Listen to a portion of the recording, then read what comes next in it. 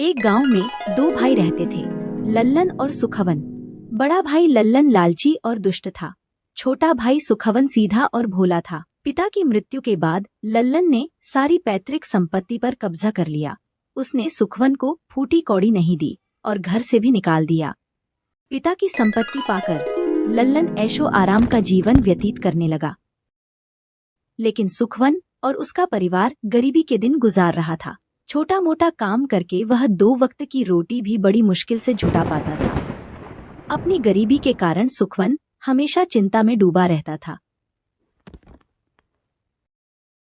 आज दिवाली का त्योहार आया है। मेरा पूरा घर रोशनी से नहा उठा है। परिवार में सब लोगों ने नए कपड़े पहने हैं। घर में एक से बढ़कर पकवान और मिठाइयां बनाई गई है।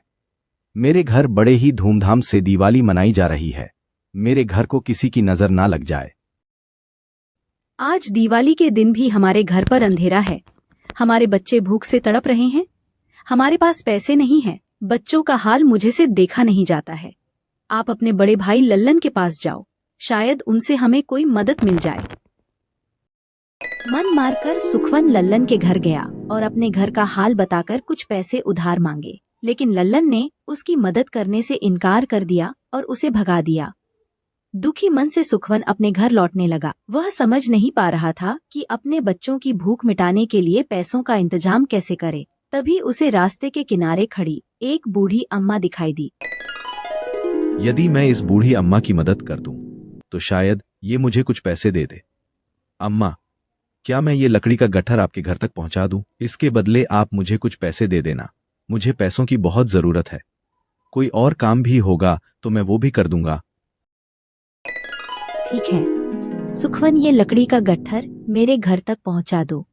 बदले में मैं कुछ पैसे दूंगी, पर इतने पैसे में तुम्हारा क्या होगा? क्या बात है बेटा, तुम इतने दुखी क्यों हो?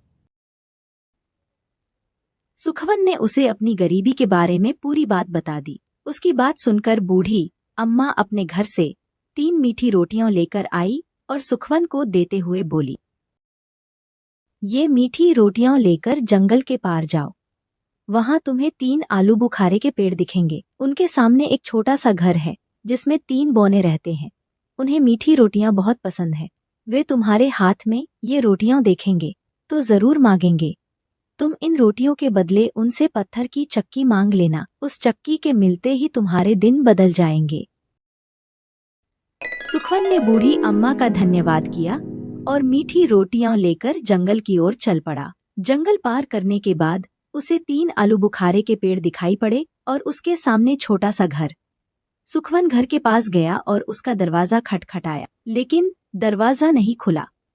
2-3 बार खटखटाने पर भी जब दरवाजा नहीं खुला तो सुखवन ने दरवाजे को ढकेल कर देखा। दरवाजा खुला गया और वह घर के अंदर घुस गया।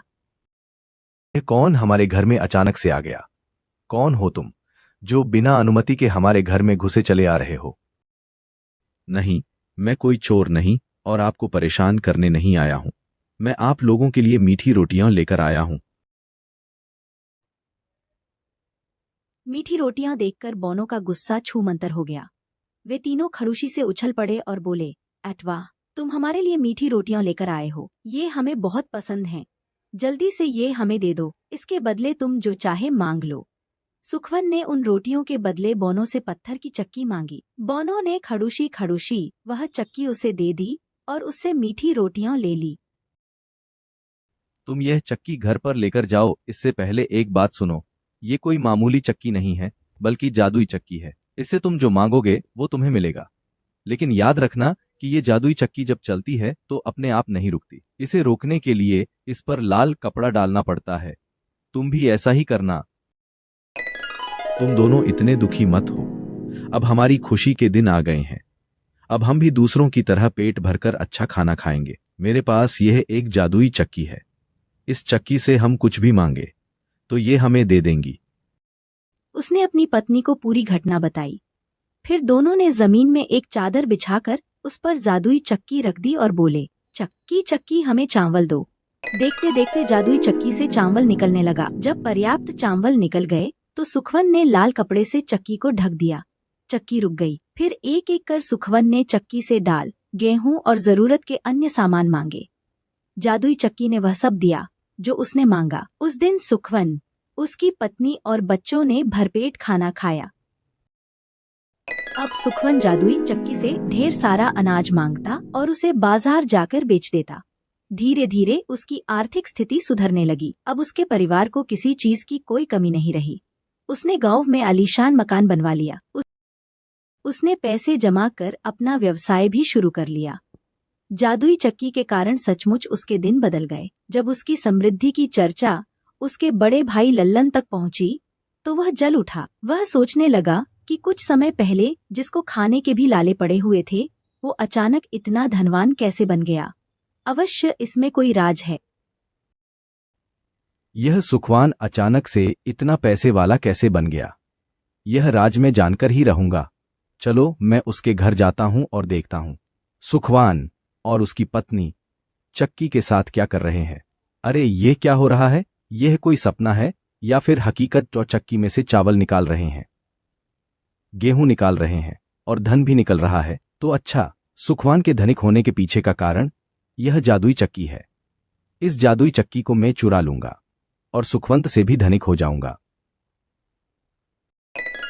रात होने पर लल्लन फिर से सुखवन के घर आया। उस समय तक सुखवन और उसके परिवार के लोग सो चुके थे। खिड़की के रास्ते घर में घुसकर वह जादुई चक्की चुराकर अपने घर आ गया। घर आकर वह अपनी पत्नी से बोला, जल्दी से सामान बांध लो, बच्चों को साथ ले लो, हम अभी इसी समय गांव छोड़कर जा रहे हैं। बताओ तो सही, क्या बात है, हमें क्यों गांव छोड़ना पड़ रहा है? सारी बात मैं तुम्हें बाद में बताऊंगा, अभी सामान बांधो और चलो। पत्नी ने वैसा ही किया। चक्की लेकर अपनी पत्नी और बच्चों के साथ वह गांव छोड़कर निकल पड़ा। वह कहीं और जाकर बस जाना चाहता था ताकि उसके भाई को पता न चल सके कि चक्की उसने चुराई है। चलते चलते रास्ते में सागर पड़ा। उन्होंने एक नाविक से उसकी नौका खरीद ली और उसमें बैठकर सागर पार करने लगे। अब तक शांत उसकी पत्नी से रहा नहीं जा रहा था। वह फिर से पूछने लगी, अब तो बता दो कि बात क्या है, हम ये चक्की लेकर अपना घर बार सब छोड़कर कहाँ जा रहे हैं। ये कोई ऐसी वैसी चक्की नहीं है, बल्कि जादुई चक्की है। इससे जो मांगो सब देती है। सुखवन इस जादुई चक्की के बल पर ही इतना धनवान बन गया है। हम दूसरे देश जाकर बस जाएंगे और इस चक्की के सहारे बहुत अमीर हो जाएंगे। आओ मैं तुम्हें चक्की से कुछ मांग कर दिखाता हूँ। चक्की चक्की मुझे नमक दो। चक्की से नमक निकलने लगा। उसकी पत्नी की आंखें फटी की फटी रह गई। चक्की से नमक निकलता जा रहा था। वह लल्लन से बोली, अब इसे बंद भी करो। लेकिन लल्लन को चक्की बंद करना आता ही नहीं था। नमक निकलता गया और नाव में भरता गया। छोटी सी नाव उतना बोझ सह नहीं सकी और डूब गई।